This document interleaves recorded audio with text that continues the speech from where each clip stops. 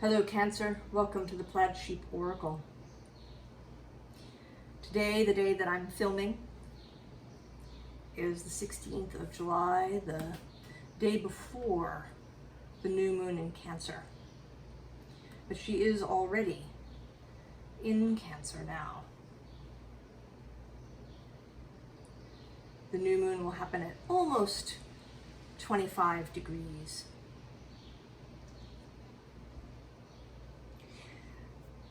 An interesting thing is that I found myself doing things differently and indeed almost sort of backwards. I chose your cards. You had the first one wanted to come from my Faeries Oracle, and then the second from my handmade one. And I left them face down. I usually turn them over immediately. And then I laid all the cards out. And normally what I do is I start here and I flip all the cards over. And then I take a moment. And then I look at the underlyings here and at the bottom of the deck. But this time I was prompted to look at the underlyings first and then to turn them over backwards, ending with this very first card.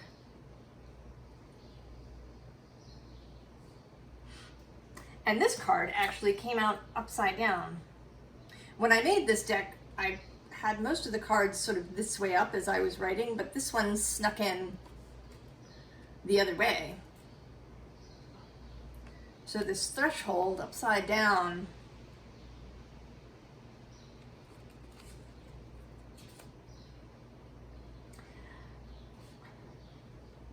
I also asked for song from my Giant Oracle playlist, and what I got was an instrumental piece called Retreat from Reality.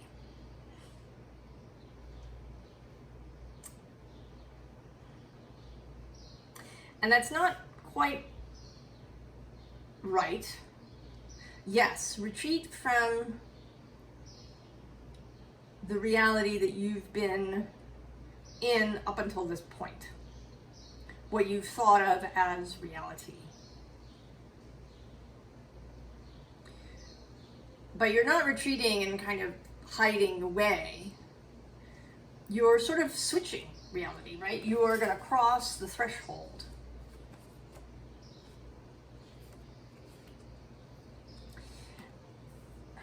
And this is largely about how you see it, or a lot of it is how you see it in your head, what you believe reality to be, how you believe reality works. And it can be tricky. We're born into this world, we get trained into it when we're little sponges, and we learn all about the materiality of the world and what we can and can't do, and we learn about cause and effect and Newton's laws of motion. So by the time we reach adulthood and we perhaps begin encountering these spiritual messages, perhaps having spiritual experiences,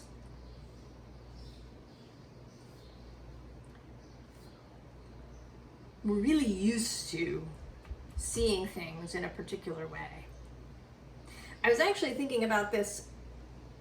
I watched a reading this morning from another reader that brought up Emily Dickinson and the fact that there was a show made about her life. It was on Apple Plus, and there were 3 seasons, and I didn't see it. I haven't seen it. But one of the thoughts that occurred to me is that when we have these sort of biographical things now about historical figures, and often the emphasis is on something that we consider important now, or from our perspective. And we can only see it kind of from, right, because we've lived in this time. We didn't live in Emily Dickinson's time to see things from that perspective. It's a tricky thing to send your mind into a different space and to consider things from a completely different perspective. So there's this threshold, crossing a threshold that you haven't been able to cross before. I think maybe you've been on the threshold, on the doorstep. Maybe you've even sort of leaned in, or stuck a leg across, but you pull it back. Now you're going to cross, if you want to, of course.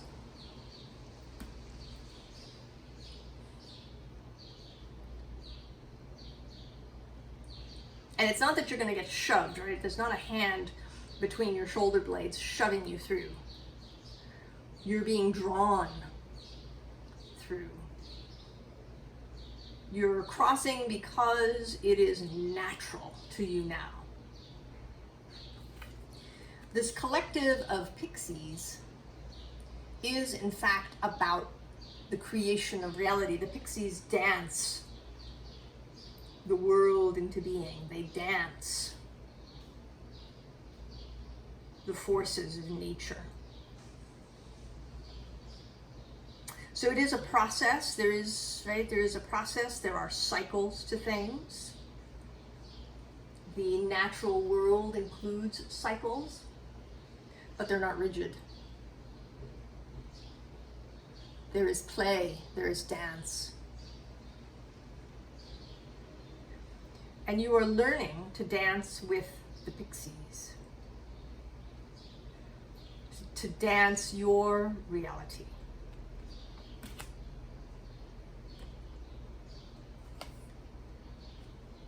The cosmic egg. And what I found interesting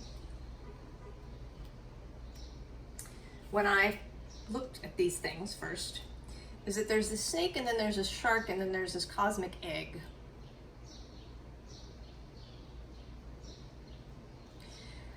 And it feels like sort of conception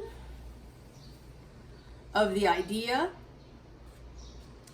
and then there's some movement towards something. Not, the shark doesn't run away from things, right? The shark moves towards that single drop of blood in a mile of ocean to come to the cosmic egg. And underneath all of those is the Ace of Wands. So this new thing about to be broken open, the new cosmic egg, the new reality. And there you are, Cancer. This card is usually associated with Pisces traditionally, but of course the moon now in Cancer is your planet.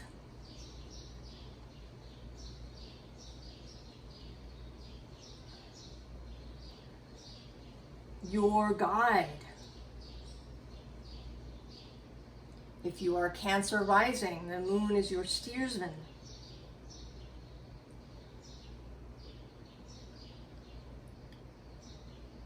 Coming out here right at the very start of the reading.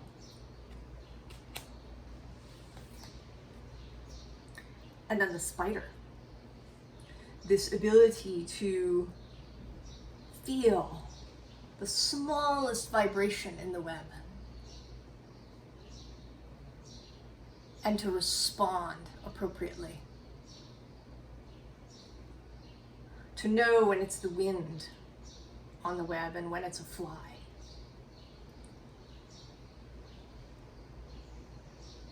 To feel to feel the smallest shifts, any disturbance in the force. And this is sort of synchronous for me. There was a spider in my bathtub this morning who I, as gently as possible, removed before taking my shower. I think the spider was offended, but better offended than drowned.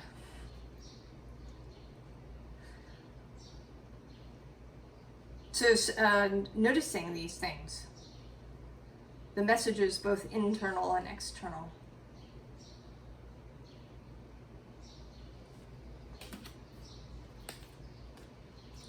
And then the Mother of Swords, clarity, discernment. And the owl, who can turn her head 270 degrees, who sees both in darkness and in light. Owls who fly noiselessly.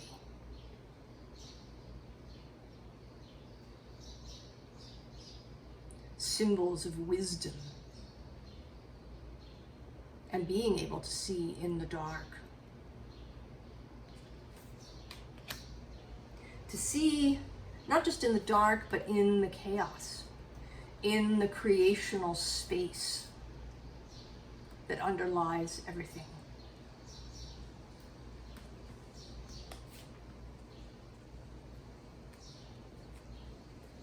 And death.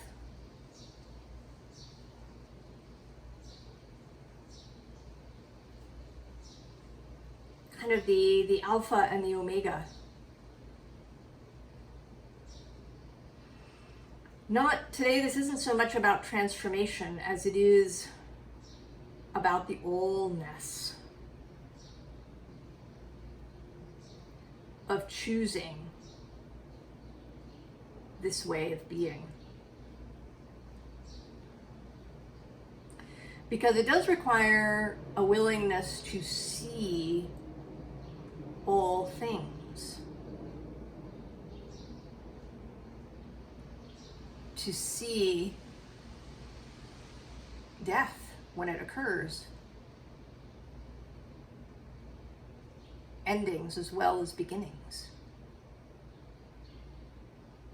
They all come through the thrumming of the web.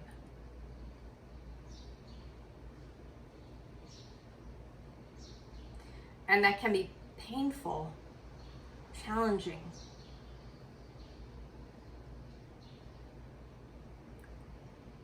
But you must, I usually don't, right? I'm usually not absolutist, but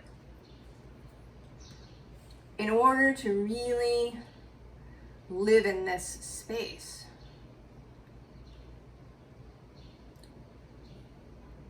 you must be willing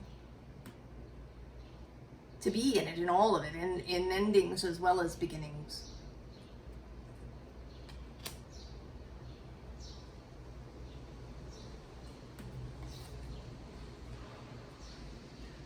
And then this zebra, who's coming up two ways. One, there's this third eye activation, this sight.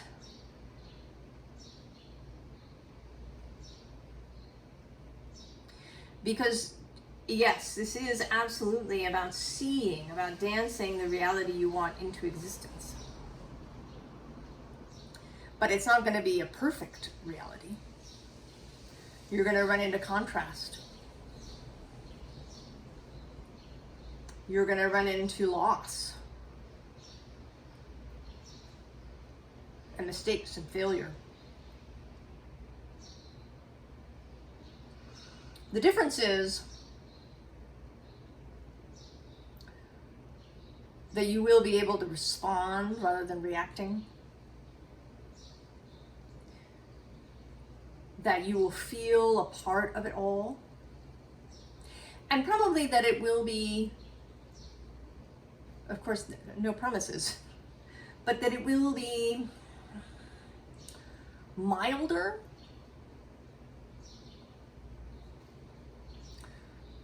You know, you'll twist your ankle rather than breaking your femur, perhaps.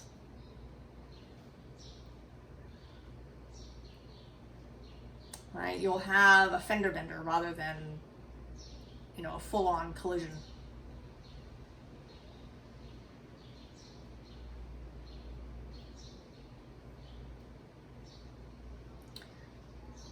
But there is a willingness to look at it all. Because just shutting your eyes to something won't make it go away.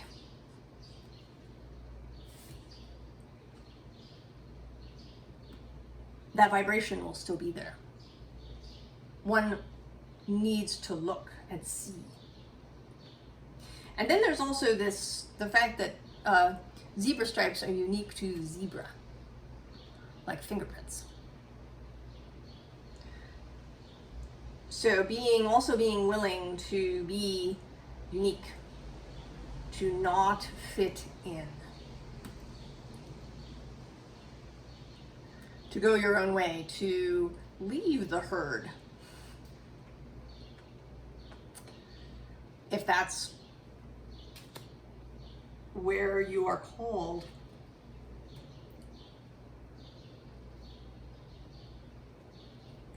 And so we get the green woman,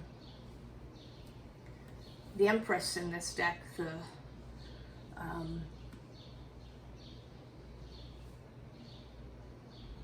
kind of Mother Nature transformational energy, right? The Sheila Gig image on her cauldron, again, of thresholds.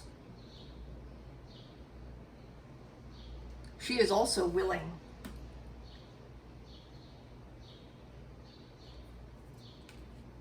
And then this Queen of Cups, you appearing. And in this case, in a call to home. And not home as it used to be. I mean, it is kind of for the salmon, she's going back to her, where she was spawned. But it's not the same river, right? The river has flowed. That's a saying, you can't cross the same river twice. So you're not trying to recapture something from your childhood or your youth or from somewhere. It's not about that. It's about coming home in the now. To who you are now. To be whole and vibrant now. And under that is, again, the Ace of Wands.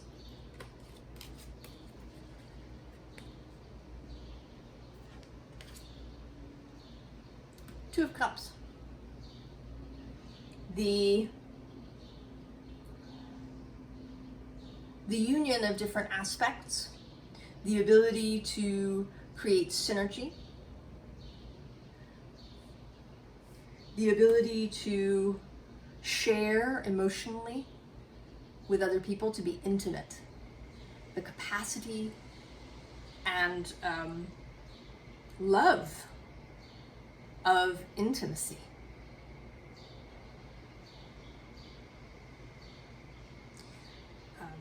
This can be tricky for the Cancer energy, which feels so much. It's very vulnerable to expose those soft bits. But this is not just a willingness, but a joy in intimacy.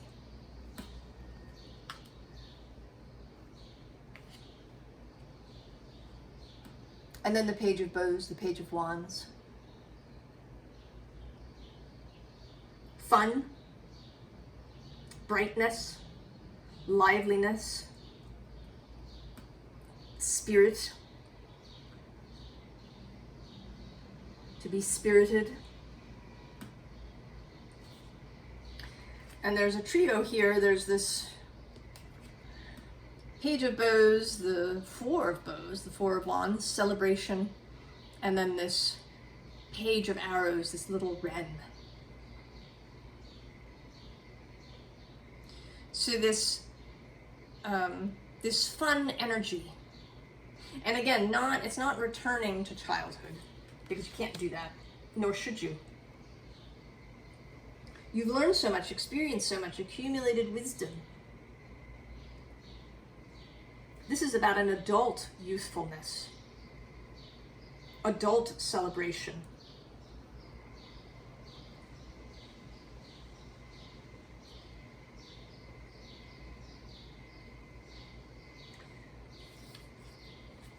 And then we have Gifu, the gift, and underneath it is this static needs card. And I want to say that the gift, this generosity, is not just towards other people, but you to you. That you're going to be generous with yourself.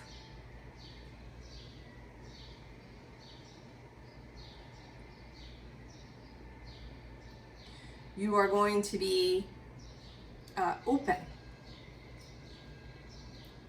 to yourself. You're going to give yourself the gift of expansion and change and wildness. We have Ur, the wild ox.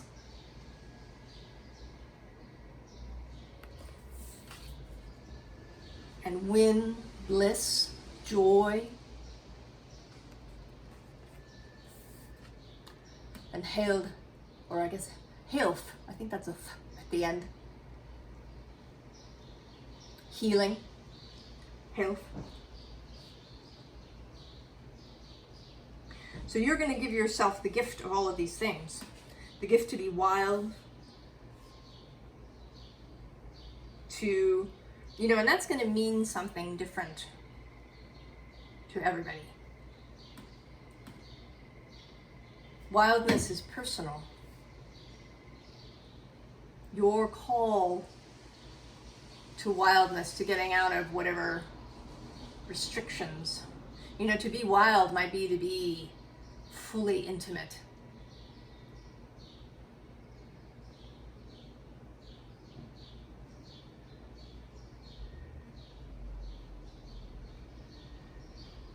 It might be to change, you know, completely how you walk through your day.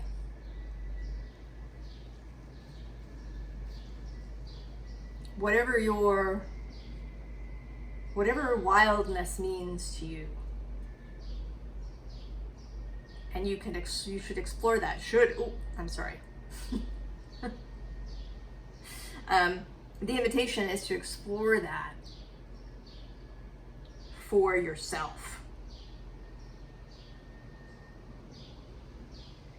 To not let anybody else, no commercial, no spiritual product or service or image that you see,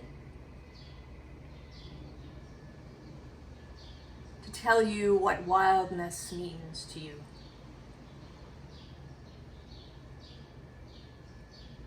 It's just you, your particular brand, your particular expression.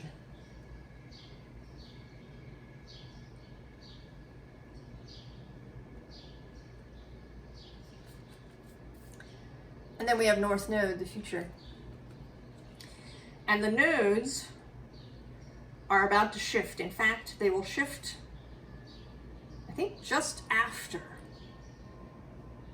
the new moon rather than just before, but I'm not certain. Either way, it's within hours.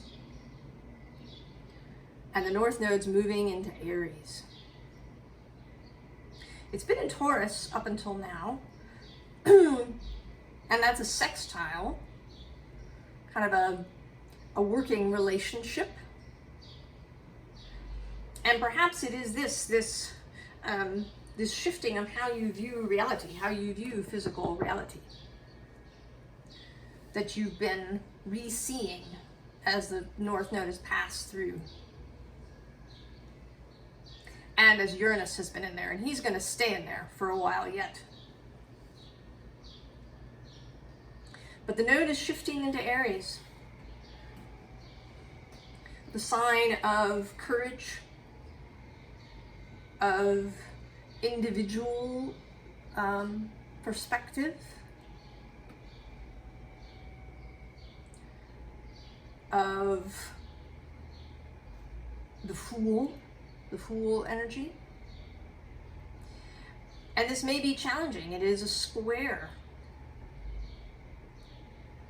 The nodes will now square Cancer. But squares are dynamic.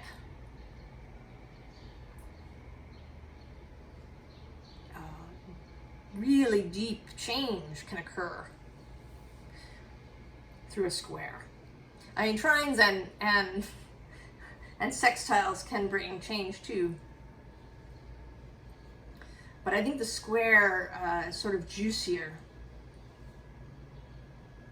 I think there'll be so much to explore for you. Leaning into Aries in your own chart.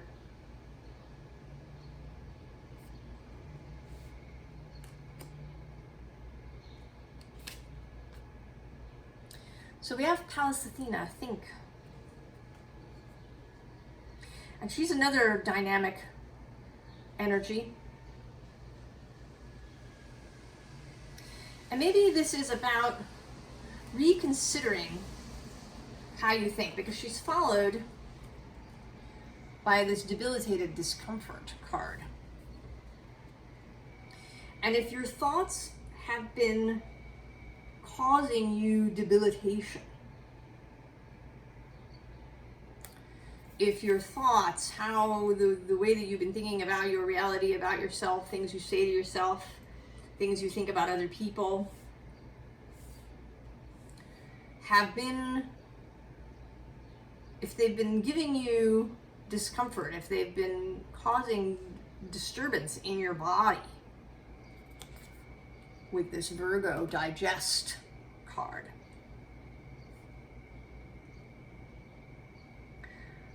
I think this nodal shift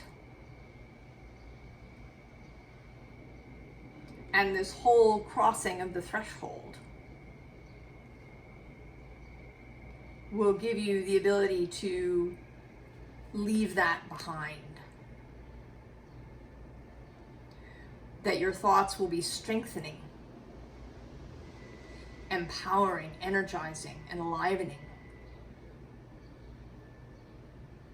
And the moon is here, appearing, actually twice, and it's sort of interesting. Because the moon doesn't generally have anything to do with Virgo in the traditional tropical zodiac system. But it's showing up here today for you.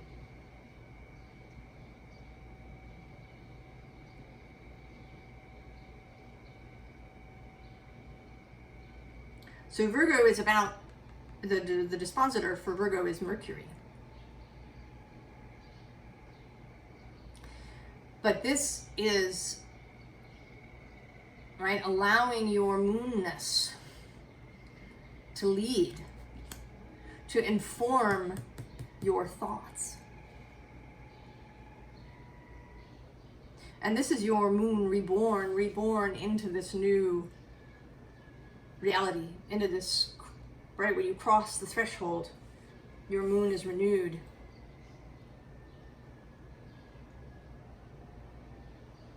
Allow that renewed moon to inform your thoughts, guide your thoughts.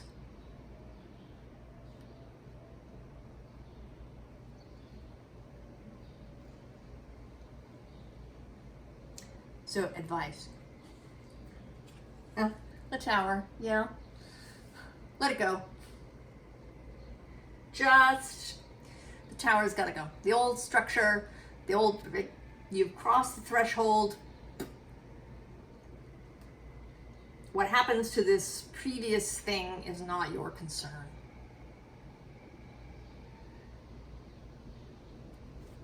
And there you are, the Queen of Cups, underneath.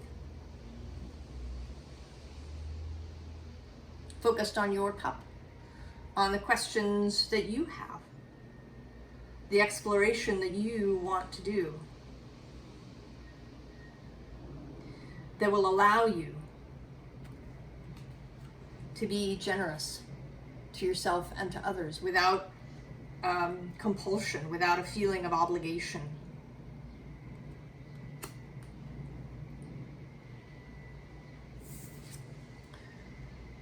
And the Devil, this is something else you're leaving behind. This struggle between appetite and will. And this idea of unreason that you may have gotten from your early training. What is unreasonable?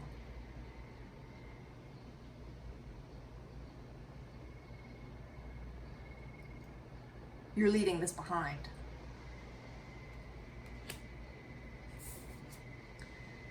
And embracing the Ten of Cups.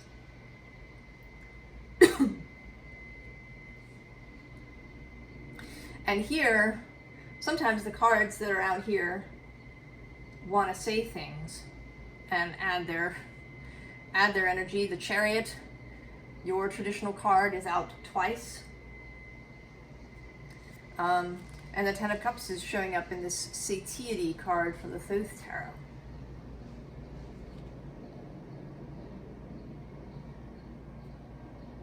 Embracing the idea that your cups can be full to overflowing. That you can enter into intimate relations with people without having to guard your cup.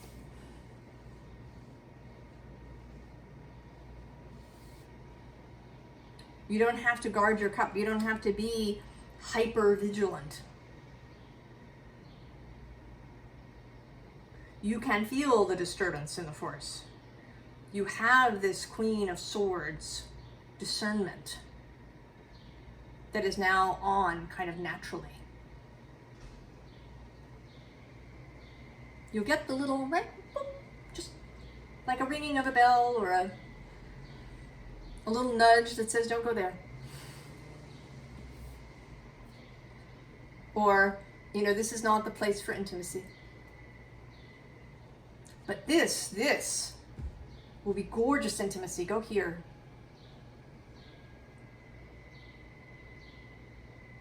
Drawn forward by all that is beautiful and whole. And it's not perfection, it's dynamism and movement. The ocean moving through that intertidal zone where you live.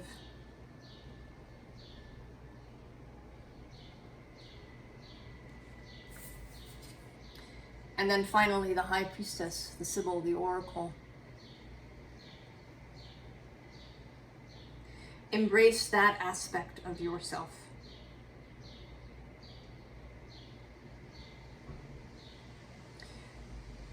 The trouble with boundaries and walls and attempting to keep yourself protected is that it can be challenging to only open in one space if things are really buttoned down and right, if you have a lot of gates and walls.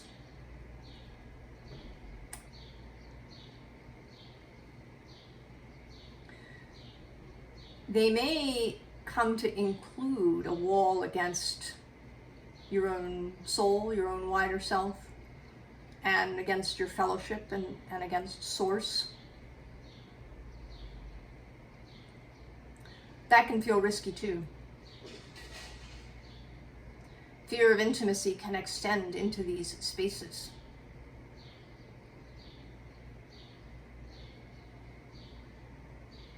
Now, of course, our wider self and source, they know us.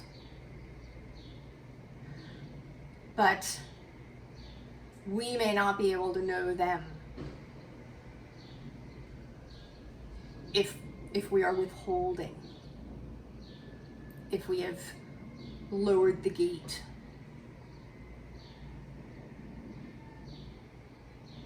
Right? We want things to flow in both directions. And a gate can keep out what's trying to come in. A gate can keep out beauty.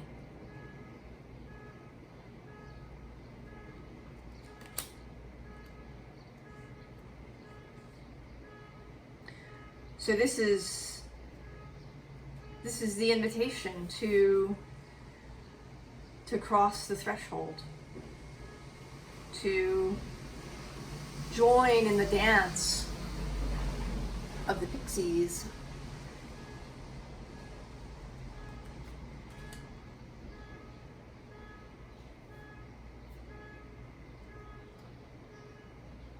You know, now as an adult, to join in that dance now, when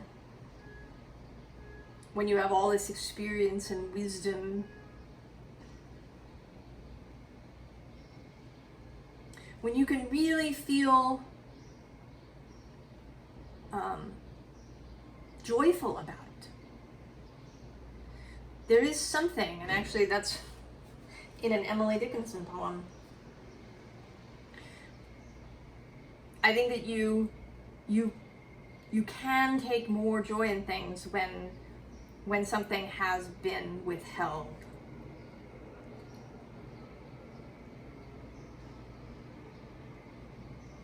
That contrast is enlivening.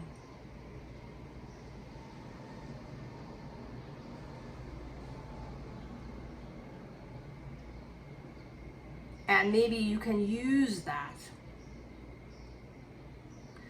to help you really cross the threshold. If there's still some little parts of you that feel some trepidation, a little bit of reluctance, or habit.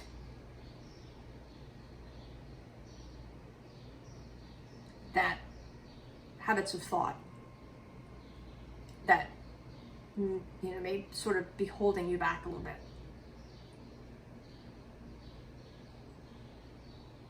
Let yourself fill up with this feeling of freedom that's on the other side. The freedom to create, the freedom to be, the freedom to see all things.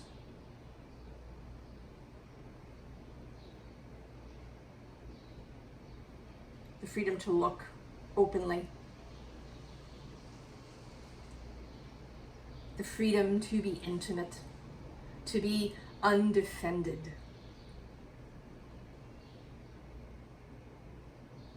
Because you have all this inner guidance available to you.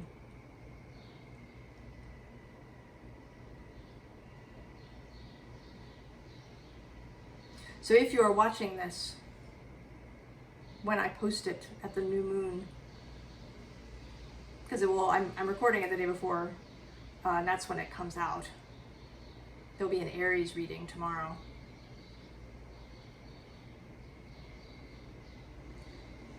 And that nodal shift. So really think about it during this new moon time. And maybe you're watching it at a different Cancer new moon, a year from now.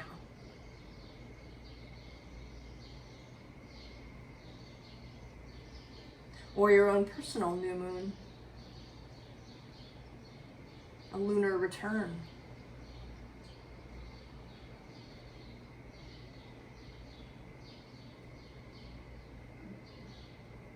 Allow, go forward with enthusiasm, with joy.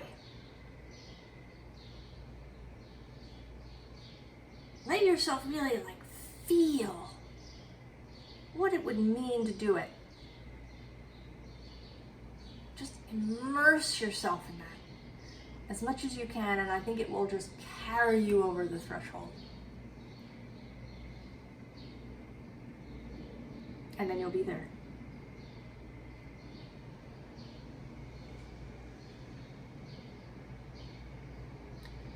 I wish you all the very best, Cancer. And I'll see you next time. So long.